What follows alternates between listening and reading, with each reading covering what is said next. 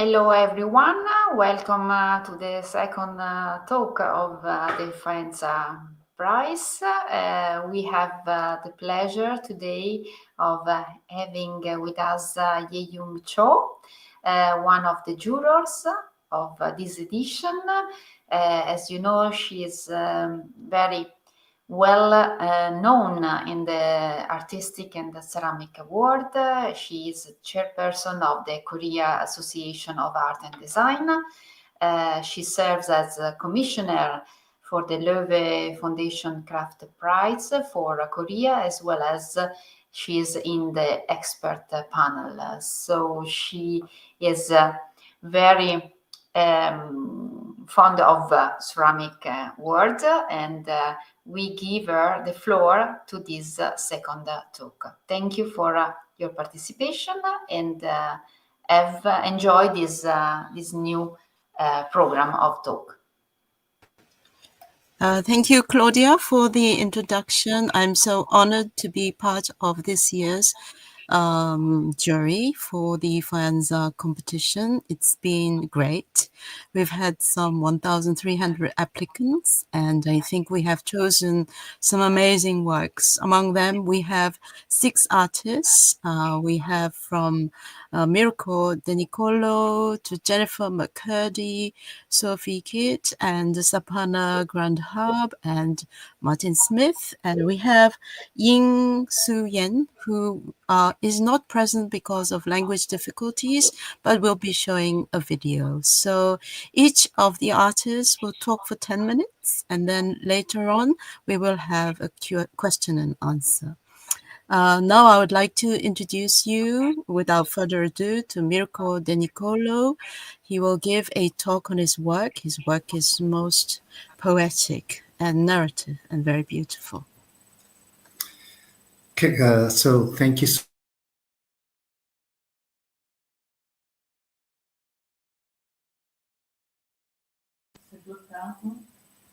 Is it working?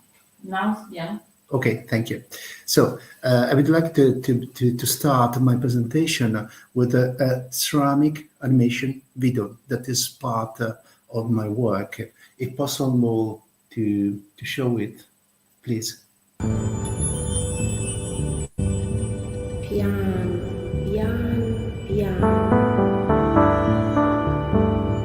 Piano, piano, piano.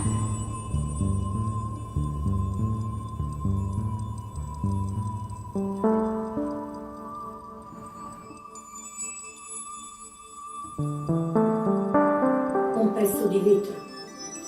Raccolgo le voci che salgono dal fondo dei pozzi e le ospito qui, in questi vecchi vasi. Un pezzo di vetro. Un pezzo di vetro. Non occorrono coperchi.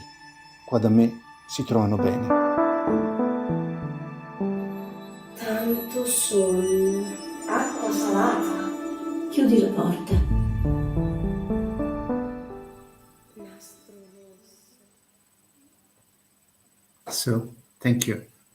It's important for me to show that ceramic is just a kind of body of the work, but the main goal is try to tell stories in a poetic sense. So in this way, ceramics is very interesting, but the main target is try to create and to show stories. Please, it is possible. So, and video is a very interesting way to do it, but there are probably some other way. In this case, I will show you a series I've done some years ago, and the title of the work is Theaters of Things. Is a kind of still life, a kind of tableau vivant, in which different objects have a conversation among them. And having a conversation, because the shapes because the material, because especially the empty space among them, it is possible to recreate a sort of mood. And for me, try to do this, try to move my work, my energy in a sense of represents a large empty space in which story can happen. The next, please.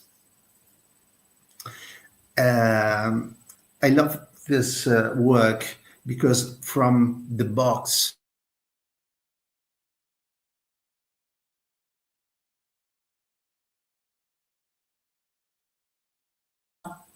okay, thank you.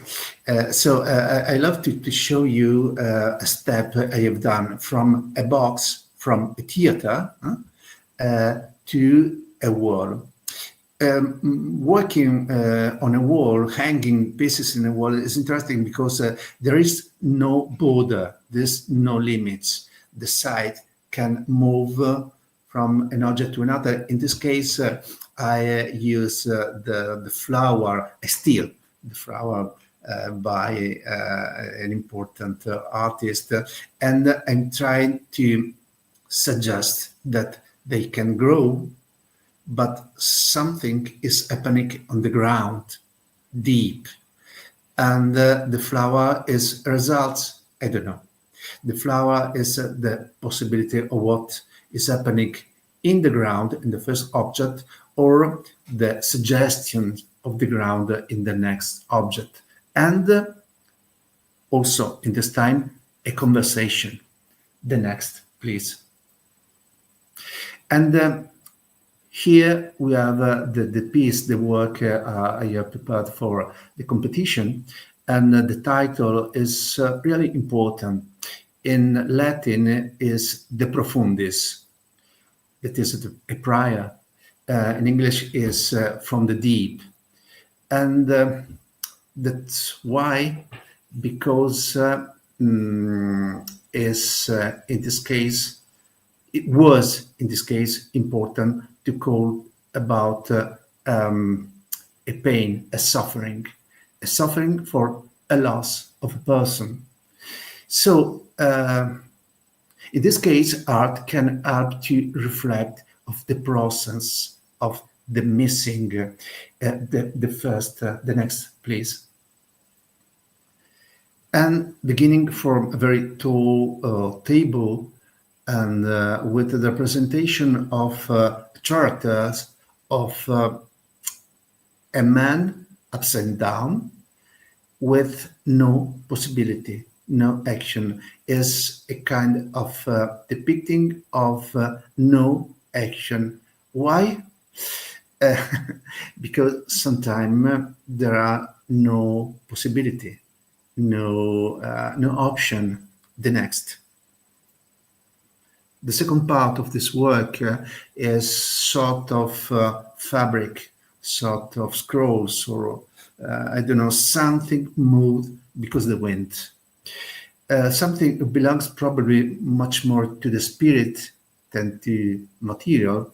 And the first conversation is between a creature that has no chance with a sort of very thin voice, a little voice moved by the wind.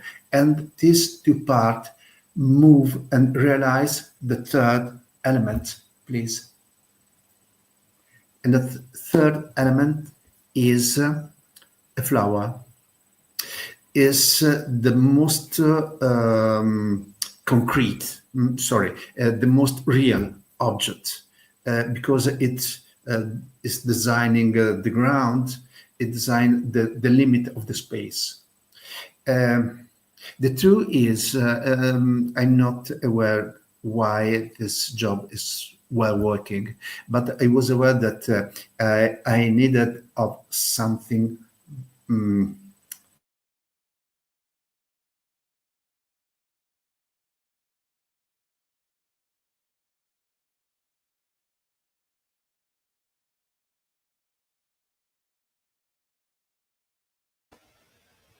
Mirco is frozen. Okay. Vai. Okay. I said that I was aware that I need a third element, something born because the conversation. And the final. The next, sorry. So, and could you please come back to back? Thank you. So, is a representation of something, of someone lost. Between the three pieces passed 3 months, and every step was a reflection of a period of thought, a period of remember, and a period of rest. The final work is something was much more question to the observer than response, and important in an empty white space. So a space of spirit. Thank you so much. Thank you so much, Mirco. I think it's very impressive that you use ceramics as a way of telling stories and in the poetic sense, but it has so much meaning personally as well as socially. And I think the placement of the objects between the spaces, as you mentioned, is the spirit, is very interesting. And the Profundis had, with the upside down figure, I think it has so many different meanings, which we need more time, I think. Yes, but it's important just to turn to this in Yes. very quickly way. The rest is the time for the observer. Yes. The rest. So all of you who are watching, I hope you are able to give us a lot of questions. You can type it in, I think, in the comments box. Yes. Thank you very much, Mirco. And next we'll hear from Jennifer McCurdy. Jennifer lives in Martha's Vineyard, which is an island of Newport, USA. Is that right? And yeah, Jennifer, can you put on your microphone? Yes, thank you. Yeah. Mm-hmm. And she is very well known for her throne porcelain, which questions the structural aspect of the forms that she makes. And it's to do very much with the firing and also depicting many of natural elements such as cracked shells and so on. So let's hear from Jennifer. Thank you. I guess we'll start. Here we go. Thank you. It is a pleasure to be here. I'm very happy that this piece, Gilded Smoke Vessel, was chosen to be one of this year's Faenza Prize contestants. Next slide, please. Gilded Smoke Vessel is a study of curves in space. I seek to combine a sense of balance with dynamic movement, with the use of both negative and positive space running through the piece. By using alternating bands of bare porcelain and gold leaf, both on the outside of the piece and seen through the negative space on the inside of the piece, the outside and inside are presented at the same time, blurring the dimensionality of the piece. Gravity seems suspended in the work. However, gravity grounds and balances. I'm thinking about living in this world of virtual impossibilities, still bound by the physical realities. Next slide, please. I started by throwing a thin form of porcelain on the potter's wheel. When it was still wet, I altered the form by hand to set up diagonal curves throughout, both for strength and beauty. When the form was leather hard, I carved the line design with a sharp blade to follow the curves of the altered form. After sanding the greenware, I bisque fired the piece to cone 06 to strengthen the form. Then I fired to cone 10, balanced upside down on a kiln post so that gravity pulled it the other way as the piece slumped in the white hot heat of vitrification.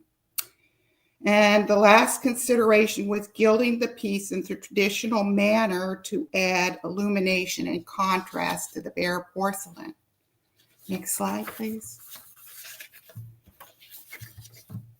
Porcelain is so malleable during vitrification, and when it is thrown thin enough, there is so much opportunity for movement and transformation in the firing process. Gravity only moves in one direction, but by controlling that direction of the piece in the kiln, I can use it to help me create the form I want. I call this technique directional firing, and I've done many studies with it to understand its possibilities. This study is called radiatory band. Next slide, please. And I have been working with porcelain for over 40 years, and the variety of forms, patterns, and curves that present themselves to me within the parameters of the wheel-thrown bare porcelain never ceases to amaze me. This one is a study of contrasts of different types of curves. Next slide, please. And this slide is from a show that I had last summer called Sea Forms. And I was working with a different scale, trying to go from a larger scale into a smaller scale and using the fractal possibilities allowed with the interchange of the scales. Next slide, please. Here you see a study of little flame vessels running along the bottom of the slide. These little wheel-thrown forms were all very similar in shape and carving before they were fired, but by changing the firing direction and subtle differences in the cutting patterns, they emerged quite differently from each other in the final firing. And the top two pieces of this slide are examples of a couple of the different ones of those forms. The one you see on the left was fired balanced upside down, and the one on the right was fired right side up, and you see the slumping occurred with the natural direction of the gravity. And next and last slide. My aim of Gilded Smoke Vessel is to present to you a piece that is fun, kind of whimsical and interactive, and I hope that you like it. Thank you. Thank you so much, Jennifer. There's such a great sense of rhythm and fluidity in the gilded vessel piece. And I think the shadows are also a very important element. I hope you get to do an exhibition where you can also play with that. Yes, it is great fun. Yes. Thank you very much for sharing your work. And next we'll have Sapana Gandharb. She has a very interesting background and also very narrative in her work. So we will hear from her. Thank you. Thank you. First of all, I would like to introduce myself. Thank you for inviting. My name is Sapana Gandharb and I am over 40 years old. Originally from Nepal, and I am ceramic artist. I have been living in Slovenia 25 years. During my time living in Slovenia, I was employed in my foster father's ceramic workshop, who I met in Nepal. He was the ceramic artist, where did I acquire the fundamentals of product production. I gained additional knowledge about ceramic by attending a pottery and ceramic course and participating in international symposium. Most of my artwork carry my culture, and today I have opportunity to share them with you. Thank you. Slide, please. This is my select artwork. Represent the concept of cultural perception in different society. The title of the artwork comes from Buddhist and Hindu mythology, where a bird transforms into a snake when faced with danger and acts as a protector. And he has also significant role as a guardian of treasure and enlightenment. Next slide, please. Black Lotus, the title of the artwork, represents a symbol of rebirth because rebirth follows from death. In Hinduism, people believe each person goes through the cycle of birth, life, death, and rebirth, as well as also symbolizing wisdom, power, and rebellion. Next slide, please. Bird of Eden Garden is derived from Christian religion. This sacred bird served as a mediator between God and Adam and Eve after they were expelled from paradise. Next slide, please. The title of the artwork, Ritual Scraps, represent the scraps of the body that were left after a heavenly funeral, which is the process of rebirth. The allegory derived from the Buddhist religion. Next slide, please. Artwork saw Mirco Denicolò, known as a bird of death, as a flying vulture that symbolized a sacred bird preparing for flight during a celestial ceremony. It is just waiting for the soul to separate from the corpse and allow to the corpse to reincarnate. Next slide, please. Title of the artwork, Sail of the Soul, represent the sail used to transport the soul of the dead to the huge ice lake located under the Himalayas. After the heavenly funeral, the artwork reflects Buddhist mythology. So that's the end, and I would like to thank you for your patience and support me. Thank you, Sapana. I think in your work, there's such a great sense of elegance and grace, and you're dealing with such important subjects of different religious, thoughts. And if one looks at it, it almost looks as though it's been elevated to a kind of supreme spiritual level. Thank you very much for sharing your work. Yes. So any of you who are listening to our talks, please ask questions. Next, we'll hear from Sophie Giet. Sophie has a sense of diversion. She has also a sense of humor, dealing with fauna and flora, creatures and souls, dudes and kids, and so on. Thank you. So, hello everyone. I'm Sophie Giet. I'm a ceramic sculptor. I'm delighted to take part in this edition of the Faenza Prize. I was selected thanks to my sculpture Erzuli Freda, which I will show you at the end of this presentation.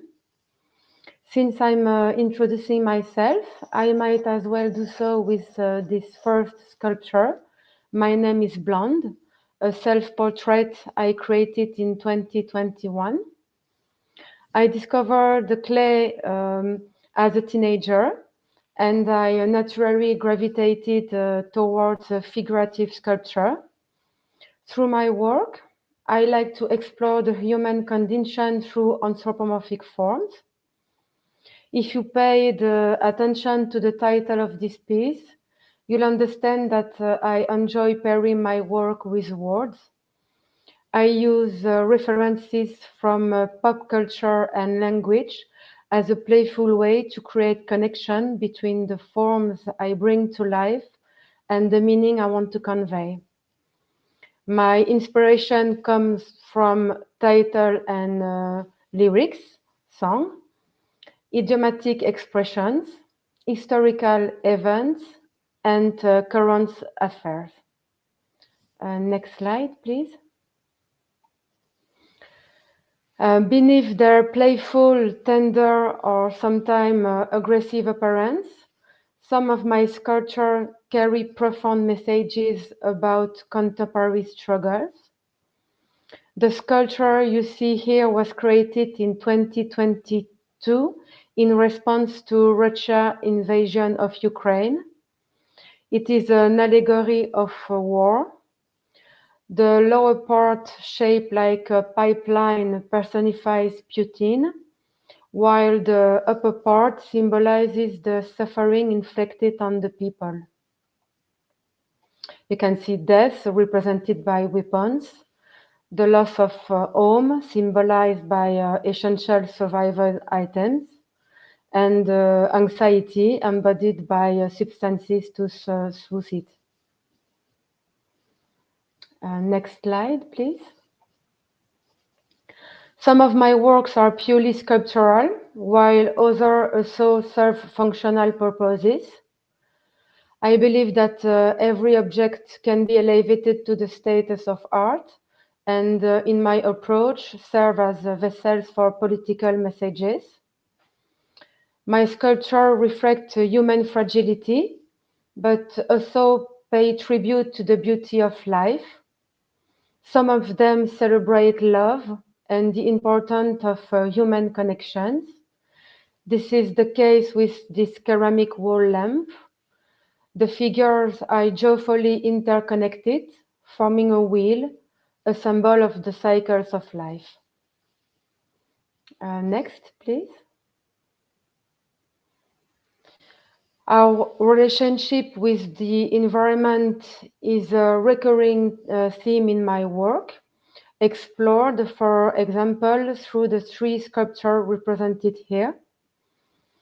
The first, Pom Pom Cow, is a totem embodying the connection between humans and nature. The second, Message in a Bottle, is a deep sea jellyfish addressing the issue of seabed mining. And lastly, Forest Says Love Me Tender represent nature calling on us to be more caring and attentive to it. Next slide, please. My work consistently explored the human condition in modern society and the roles we play within it. It has always been important to me to denounce discrimination and injustice. Here, Presence Kong addresses feminist issues and serves as an invitation to join the fight for a more equal world. Titles hold great significance in my work, and more recently, I have been accompanying some of my pieces with poetry, encouraging reflection on our condition and collective responsibility.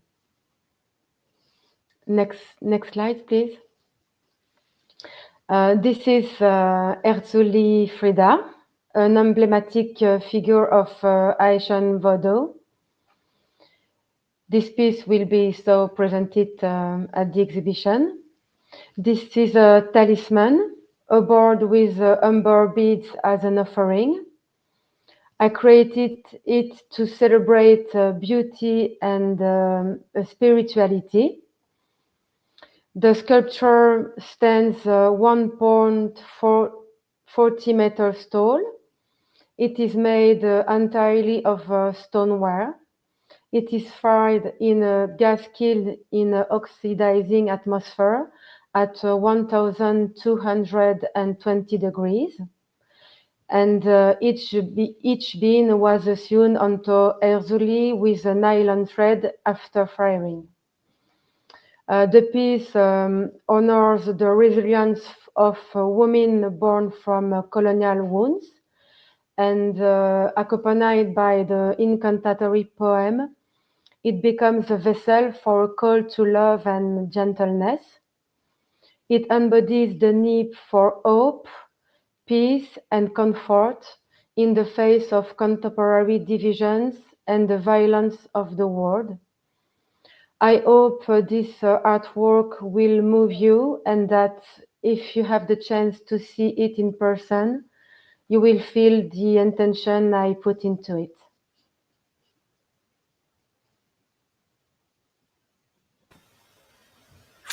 Thank you so much, Sophie. It's so interesting. Nowadays, there's so many things happening in the world. I'm sure you have to select specific subjects, and I would be very interested to know how you go about connecting with such issues and also relating it to yourself, and then also to your kind of observation. Yes, thank you so much. Thank you. We look forward to questions. And next, we will hear from Martin Smith. Actually, Martin has been quoted as a great ceramicist of this age, following in the steps of Hans Cooper and Chris Durkin. I just would like to read this quote. Stated, he is the most abstract and geometrically orientated ceramicist in England and possibly our time. Let's hear from you. Thank you.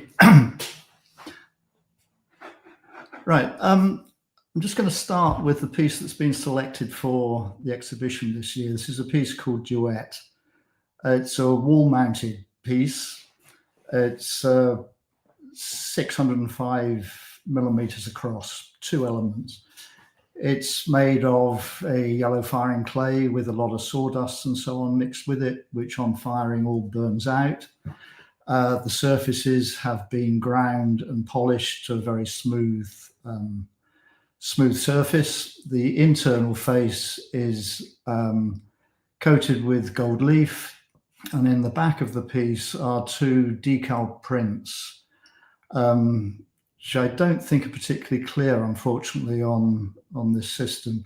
They consist of a grid of red lines laid over a grid of blue lines, slightly shifted out of phase. And it's that sort of slight shift that gives this pulsing movement across the piece.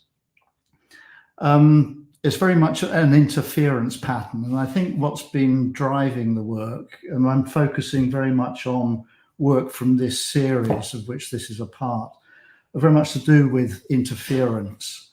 And this really started by listening to some of the work by the American composer Steve Reich, where you've got a simple musical phase, which is picked up on a second instrument, but played at a slightly faster pace. So they start off in phase and then drift out of phase, and you start to get a phenomenally complex audio experience. So the work is very much an attempt to find a visual equivalent of that. Could we have the next slide, please?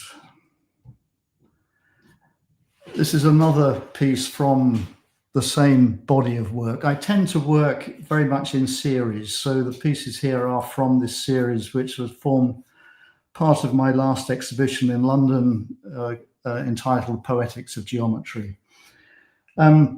This piece, another wall-mounted piece, it comprises 28 plates. Across the surface is a single image of a waveform.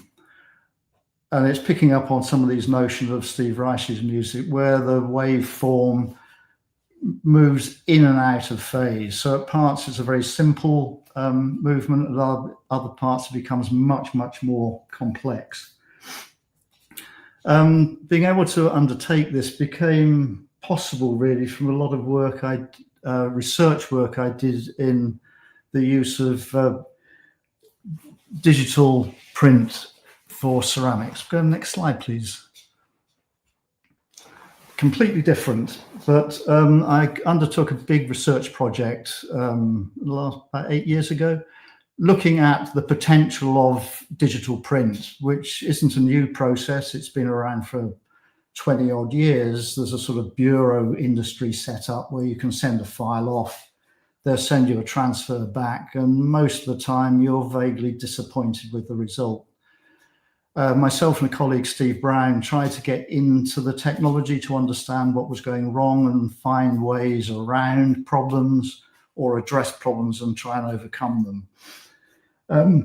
We did this within the context of the tableware industry, just to give some boundaries to it.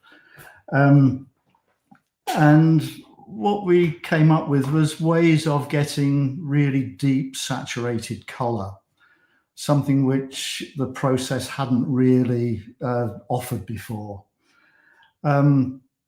Out of this, we've developed, these are some of our own product ranges. We've done consultancy work for industry and so on as well. Go to the next slide, please. This is squaring the circle number 8, the same body of work. I suppose my approach to things is to try and find ways of reducing things to a minimum, you know, to try and discard things that aren't necessary. In a way to try and find ways of driving meaning out of the work. So that really as you encounter the work, it's much more of to do with pure sensation. It's a sort of physical, visual experience rather than an intellectual one. Go to the next slide, please. Again, same series of work, all wall mounted, all making use of digital print, forming the background to the piece and working with these interference patterns, moire effects, and so on. The fact that one's dealing very much with sense of illusion, that there's colors being produced here that they're not actually present in the piece, they're present in one's mind. And that's very much to do with the interaction of, in this case, red and green. Unfortunately, the quality of the image doesn't quite show that up here. My working method is try and find ways of setting up limitations.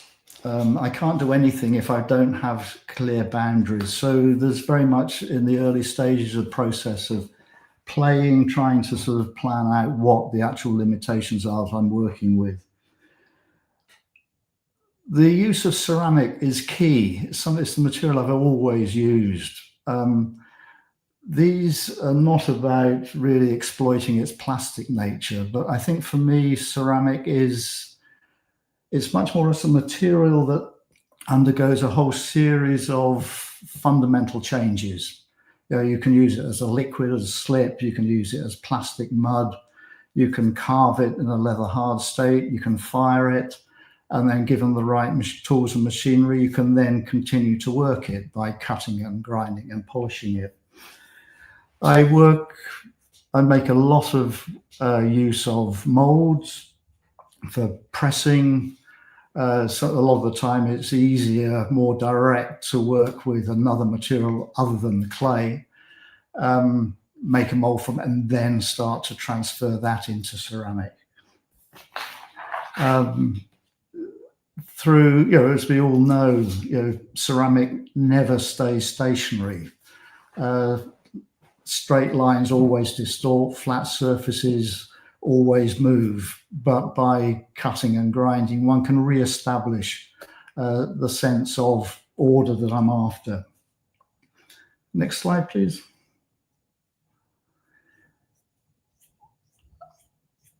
I have a great interest in the history of our discipline. I'm in awe of what has been achieved. I'm fascinated by the way that industry works with what we do, and making use of some of those very different approaches. I relish skill and mastery. I like dealing with problems, but I don't want to feel hampered by not being able to do something. So researching, finding ways of overcoming problems is key to me, or key for me. Next slide. What I've not really discussed so far is the format. And I think for me, the vessel is fundamental. It's a format which it offers a language of containment, of placing, of meetings of insides and outsides. It's a language I suppose I've become relatively fluent in using. What I haven't really addressed at really any time through my work is the element of use. As soon as one is dealing with ideas of vessel, it tends to imply use. And then with this piece, it was just a nod to that one could actually remove one of these pieces and have your dinner off it, possibly. And finally, the last slide.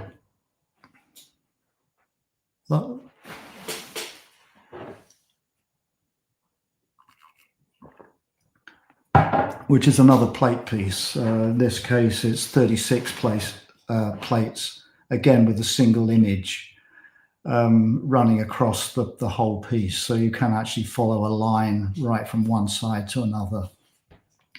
It's another attempt to find that visual equivalent of what I was hearing in Steve Reich's music. This incredible complexity alongside sorry, everything went blank just then. Alongside passages of calmness. And I think I'll end it there. Thanks. Oh, thank you so much, Martin. I think you've gone beyond the material and you can express anywhere you like. I think you've gone beyond the malleability, trying to stagnate it and questioning about space and placement. It's very, very interesting. I think we can go on all night. Thank you so much. Thank you. And last but least, we have Hsu Chiau Chi.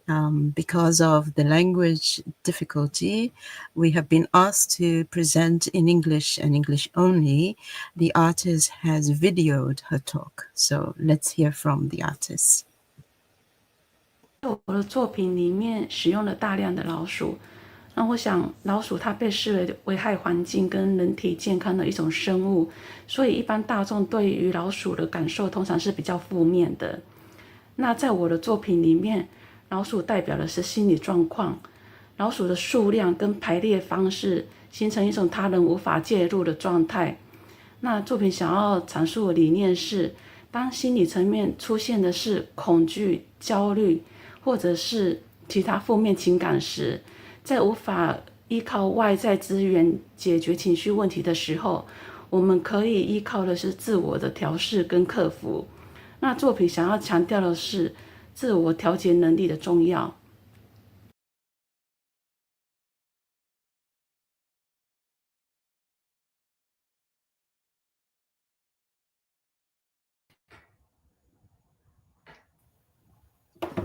Yes, it's never the same as actually hearing from the person. But anyway, we had the under 35 artists, I believe, and Hsu Chiau Chi has been able to present, although it's a little short, her work. So that covers everybody. Now I open the floor for the public listeners to ask questions, as well as our artists. You can ask questions to each other. I think it's very important that we have this session. So while you are listening, if you wanted to ask any question, now is the time. So please.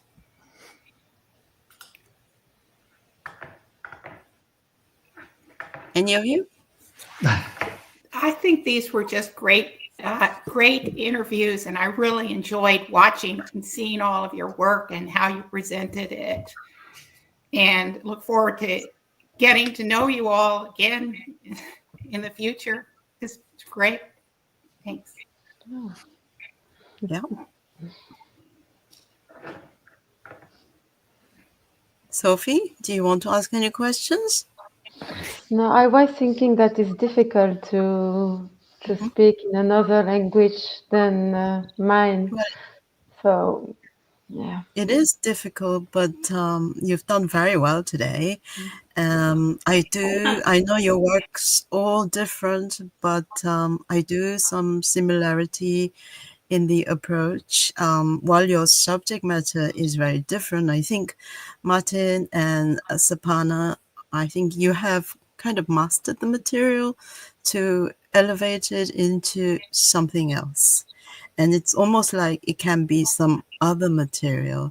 And I see Sophie and Mirco as having kind of dealing with these social phenomena and social issues, but in very different ways.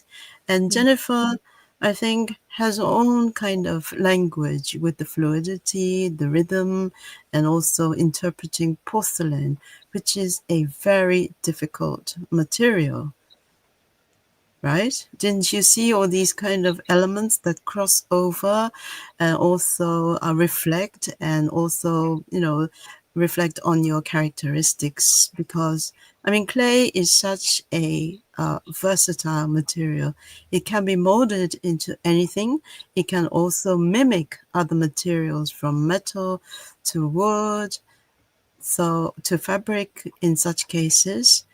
So, I think it's probably the most versatile material compared to, metal or wood, where you have to have a certain precision, a certain skill, because it also requires different way of welding, cutting, and so on. Yeah? Do you not agree? Yeah. The work of Martin doesn't look like ceramic. The one on the wall doesn't look like ceramic. Look like metal and wood. Exactly. It's impressive. I think it's, but I think it raises the question: what does ceramic look like? Just because it can be anything, if anything, it looks more like a brick, you could say. And there's nothing more fundamentally, ceramic than a house brick. It's all the same stuff. It's what we think about and how we work it, which I think drives all the differences. There's no right or true way of using it. And I think in a way that's probably its strength, that it is so flexible. It can be anything we really want it to be. Right. And I think even more so now in the 21st century with all these different technologies. So I think the approach can be more expanded and experimental in the future. Yeah.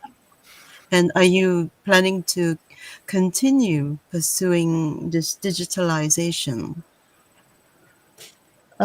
For as long as it's useful. At the moment it is. It allows me to explore other things. It becomes another tool in the toolbox, I suppose, of possibilities. I think I've always been very wary of, if you like, being typecast.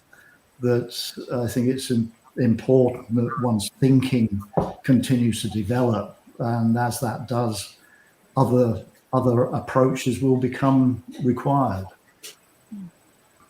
But in that sense, Mirco's approach, he also uses it as a storytelling tool. It's not technical, but it's also a different kind of tool. Ceramics becomes a way of writing a story. Do you not agree? Can you expand more on this, maybe? Because you are composing almost. Yes, my point of view in this moment is all of us have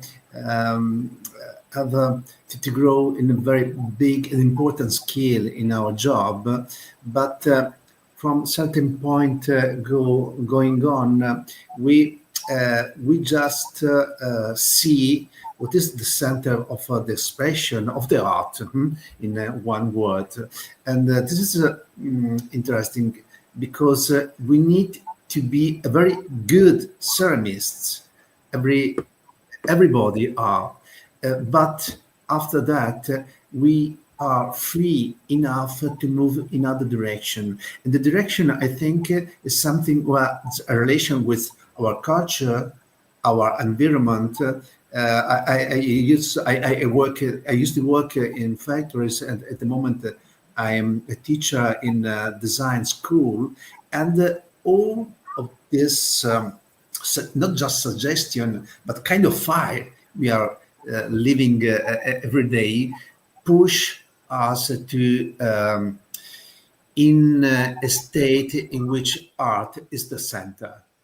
And I think this is why our direction are so different, but everyone has a sort of important material, important life. What I can see from my colleagues is the quality of the fort and the freedom they get. And this is a very enjoyable. I think that's the best aspect of what we are doing, is that the same material becomes something completely different. I mean, Sure. as for Jennifer, the way she fires it, she's also in some ways is very scientific, because she's using the gravity of the weight of the molecules, right? Yeah, it's tricky. It's an awful lot of trial and error in a sense, but in another sense, it's like every time I open the kiln, it's like Christmas. Whoa, what's going to happen with this? It's good, fun. So how long did it take for you to master this firing skill? Because I'm sure it's not always been Christmas when you open the. It's not always Christmas. Well, yeah. I haven't mastered it.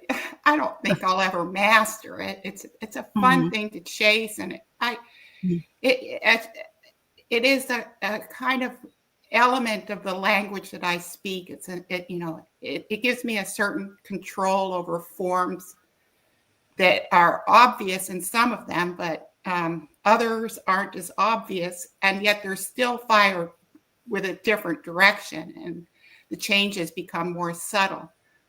Just another way to work with my material. So you also create an assemblage of objects. So does Mirco, but it's completely different. So how do you connect the different objects when you create these compositions, Jennifer? It's a matter of looking at them by eye and looking for a sense of flow of the curves and how they interact with each other. When I create the elements, not usually creating them with a specific idea of how they're going to interact with other elements, because I don't actually know how they're going to come out of the kiln a lot of times. So after I get the pieces, then I play with them and see what I think looks good together, kind of like how they dance together. And so for you, it's visual, very visual, right? It is very visual. Yeah. Absolutely. Yeah. Well, Mirco is creating a story. You are focusing on the visual aspects, which leads me to say that for me, ceramics doesn't have to be functional. I've always enjoyed like taking away the function and finding the narrative. Like what Sophie is doing is completely, nothing to do. It's more sculptural. It's kind of a portrait of herself, right? So in that sense, it has another functional role, which is a lot to do with appreciation or interpretation in the visual language. I mean, with Sophie's blonde statue of herself, I think it's so interesting. And it also is very reflective of you. How did you decide to create this figure? It's not the. I did a few sculpture of myself. It's funny, but I don't know. It came from the title of the film Bond. My name is Bond, and it's because I like playing with words, and I'm listening a song or I'm watching a movie, and there is something come in my mind, and directly thinks, oh, I could do this with this title, or there is an idea that comes, and I don't know, directly I have something I want to do in clay. So I don't know, I do other portrait, and just not myself. I like doing portrait of other artists I like, and for the functional way, it's because I like to play with for example, if I create a vase, I'm going to think about which flower I'm going to put on the vase, and the form of the flower is going to interact.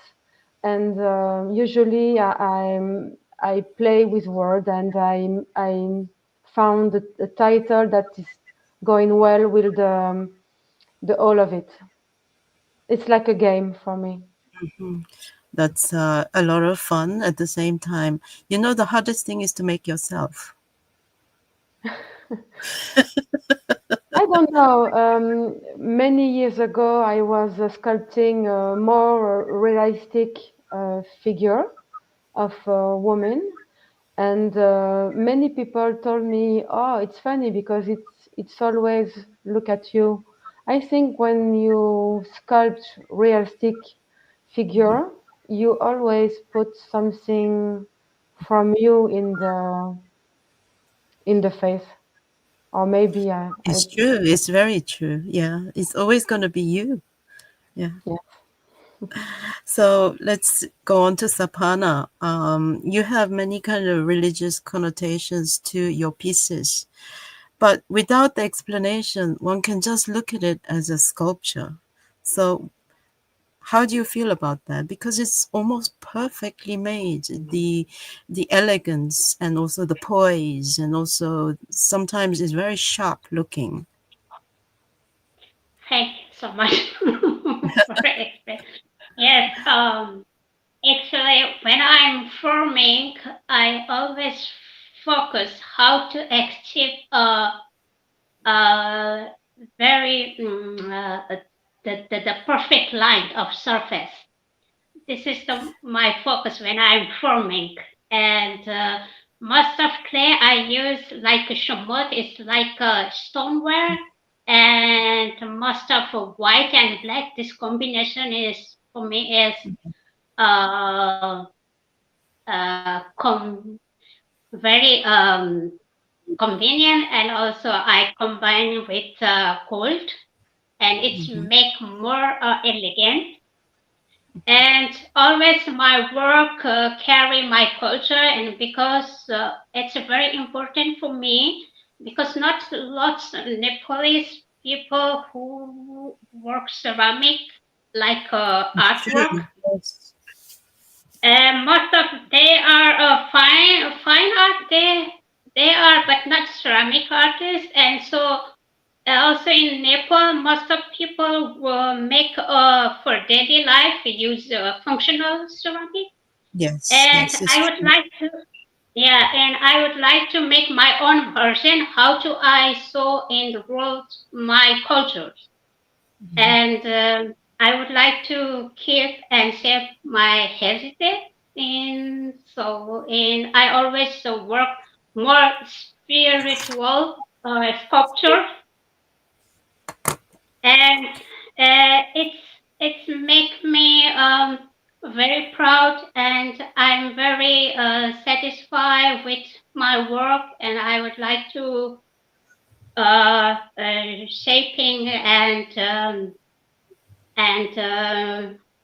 always find new technicals and new form, and this make me very proud. So you are making like the bird to snake elements. Are there any other motifs that reoccur in your sculptures? Yes, I have different. Everything comes from mythology, Buddhist and Hindu. And now I'm living in Europe. Also, in my artwork is influenced Western culture.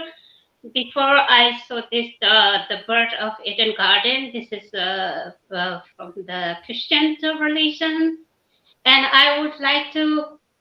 But there's something which I made to carry some history or some message to audition, because Great. they. Yes, please. No, go ahead. Sorry. No, I didn't hear because there's something. No, it's okay. interrupted. Please continue. Please continue. Sorry.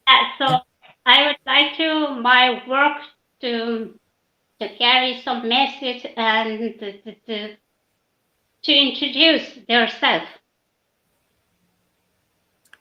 Yes, thank you very much. I think all of you have a message to tell and a language that you have created through the material clay, and it's beyond our imagination, and it's so fascinating because like the culture that we've grown, the culture that we live in has enabled us to create this own creativity and this kind of very personal language. And I look forward to seeing your works in Faenza when it opens. And I think the beauty of this Faenza prize is the talks. So for the next 2-3 months, I think the talks are going to continue. And I hope those of you who are listening really enjoyed. It's so important to have these talks because just looking at the works does not explain everything. But through these talks, we are able to catch a glimpse, a little bit about you. And I think that really makes a difference. Thanks to Claudia and her team for organizing all this. Yeah, thank you, Hyeyoung. Thank you, all the artists, because it was a beautiful talk. I hope that the public enjoy. And I'd like to send you the invitation for the next Wednesday, when we will have Marco Maria Poloniato, another juror, who will lead the conversation together with Migle Janusaite, Natalie Kerli, Eveline Kiesenkamp, Josefina Cosma, Valdas Kurkliedis, Claire Linder, Evando Gabrielli e Sibyl Meyer. So other artists that will introduce their beautiful work selected for the 63rd edition of the Faenza Prize.